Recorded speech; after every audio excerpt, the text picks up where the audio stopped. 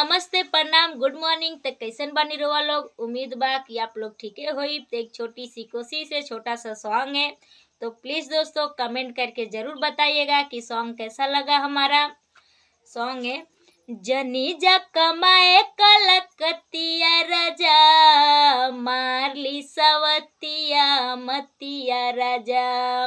जनी जा कमाए कलकतिया राजा, मारली सवतिया मतिया राजा।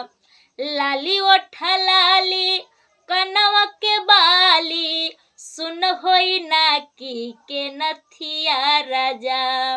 जनी जा कमाए कलकतिया राजा, मारली सवतिया मतिया राजा। छोड़ी के मेहर हो जइबा हेहर, हमरा से बेसी न करी उकेयर। छोड़ी के मेहर हो जइबा हेहर, हमरा से बेसी उ करी न केयर। इज्जत के हानि करे पैसा जियानी करे, केहू के न सूट बंगाल के पानी करे। इज्जत के हानि करे पैसा जियानी करे, केहू के सूट बंगाल के पानी करे। से जिया पे टोईबा रात भर रोईबा, मन बना में हरी के बतिया राजा।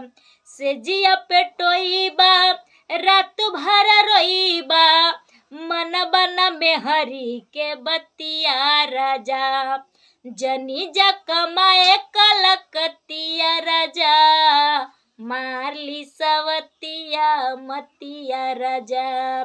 जनी जा कमाए कलकतिया राजा, मारली सवतिया मतिया राजा।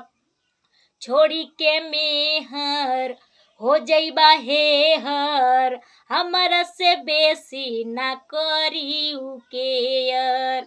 छोड़ी के मेहर हो जइबा हेहर, हमरा से बेसी उ करी ना केयर। इज्जत के हानि करे पैसा जियानी करे, केहू के सूट ना बंगाल के पानी करे।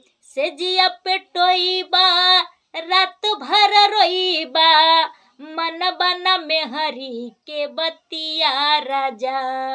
से जिया पे टोईबा रात भर रोईबा, मन बना में हरी के बतिया राजा।